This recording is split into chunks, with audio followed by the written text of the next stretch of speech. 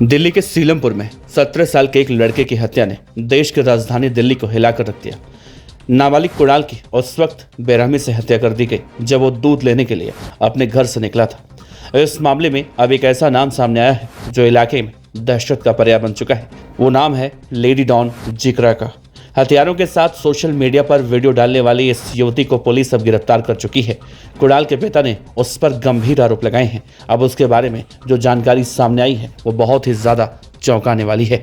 Agency के मुताबिक गुरुवार देर रात सीलमपुर में 17 साल के कुणाल को 4 से 5 युवकों ने रास्ते में घेर कर चाकुओं से हमला कर दिया।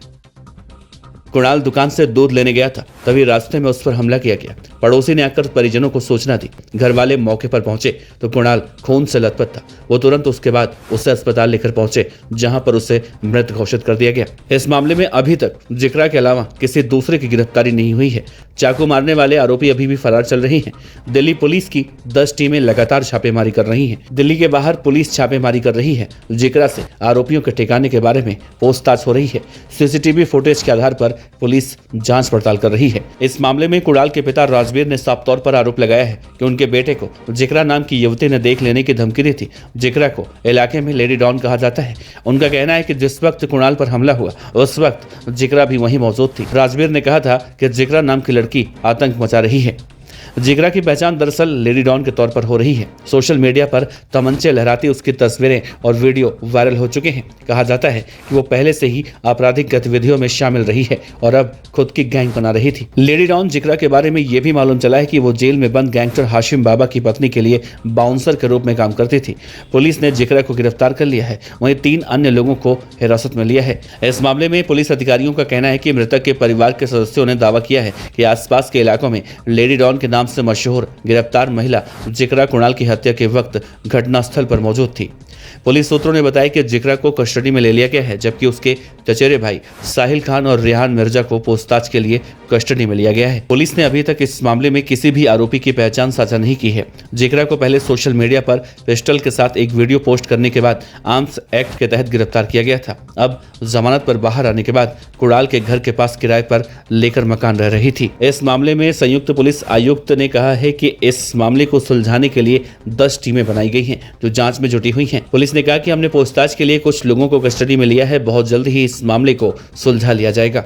दिल्ली पुलिस द्वारा ड्रग्स के मामले में गिरफ्तार किए जाने से पहले जिक्रा जेल में बंद गैंग हाशिम बाबा की पत्नी जोया के लिए बाउंसर के रूप में काम करती थी। वो जोया के जेल जाने से पहले उसके साथ रह रही थी। सूत्रों के मुताबिक ऐसा कहा जा रहा है कि जोया की गिरफ्तारी के बाद जिक्रा अपना गैंग बनाने की कोशिश कर रही थी।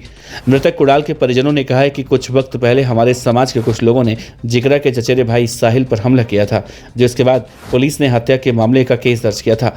सूत्रों ने बताया कि कुणाल की हत्या उस घटना का बदला लेने के लिए की गई हो सकती है। कुणाल के पिता ने कहा कि 3 महीने से मेरी तबीयत ठीक नहीं थी। अभी हाल ही में सर्जरी हुई है। मैं कल ही अस्पताल से लौटा था और अपने बेटे से चाय बनाने के लिए बाजार से दूध लाने को कहा था, लेकिन तभी उसका सड़क पर कत्ल कर दिया गया। मुझे अपने बेटे के लिए न्याय चाहिए।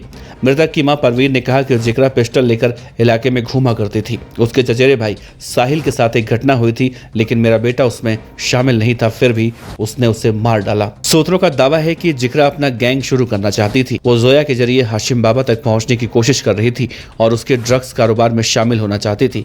हालांकि जोया की गिरफ्तारी के बाद उसकी प्लानिंग को झटका लगा। जिक्रा के सोशल मीडिया पर ऐसे वीडियोस थे जिसमें वो हथियार लेकर नजर आती थी। सूत्रों ने बताया कि उसके 15,000 से ज्यादा फॉलोअर भी थे। कथित तौर पर वो 10-12 युवकों के गैंग को लीड करते थे, जिसमें कुछ के नाम कुणाल की हत्या के मामले में सामने आ रहे हैं।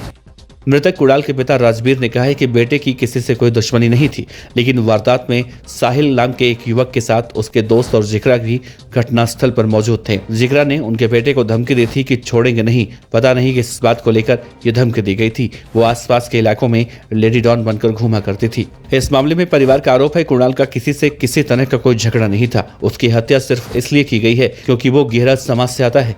जिक्रा की बात करें तो उसकी छवि सोशल मीडिया पर हथियार लहराने वाली, धमकाने वाली गैंगस्टर के रूप में बनी हुई है। वो टिकटॉक स्टाइल में वीडियो बनाती थी। उसकी तमंचे वाली वीडियो भी लगातार सामने आ रही है।